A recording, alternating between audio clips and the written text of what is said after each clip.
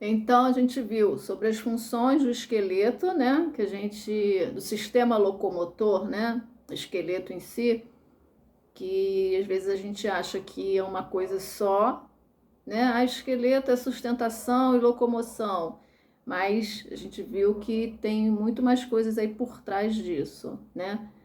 E agora a gente vai ver a composição do esqueleto, divisão do esqueleto, né, do nosso corpo humano. Então, a divisão, ele é dividido em três partes. A gente tem o esqueleto axial, o esqueleto apendicular e as cinturas, né? Vamos lá agora ver o que cada parte compõe. O esqueleto axial é a cabeça, né? A coluna vertebral e a caixa torácica. São esses três membros, né, do esqueleto axial, né? A cabeça com os ossos da cabeça. Lembrando aqui, no vídeo a gente vai ver, a cabeça, ela não é um osso único, tá? Não tem um osso único a cabeça. As cabeças são vários ossos ligados, né, pelas articulações.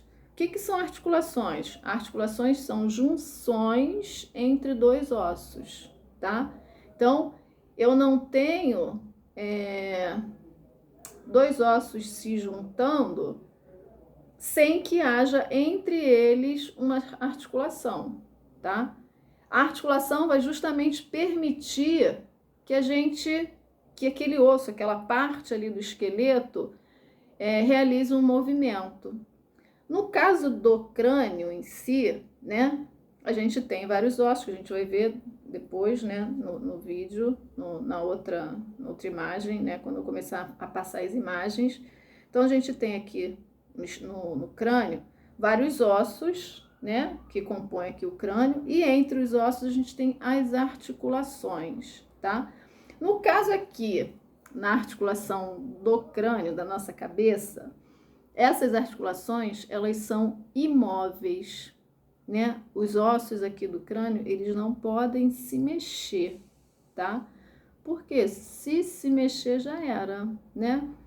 Mexeu ali, porque a articulação, ela só se permite a movimentação dos ossos porque elas são mais afastadas e porque dentro delas, elas têm um líquido chamado líquido sinovial.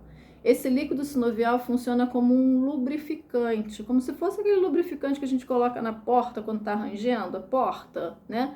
É um líquido lubrificante que vai lubrificar, né, essa região, essa junção entre os dois ossos e vai permitir o movimento.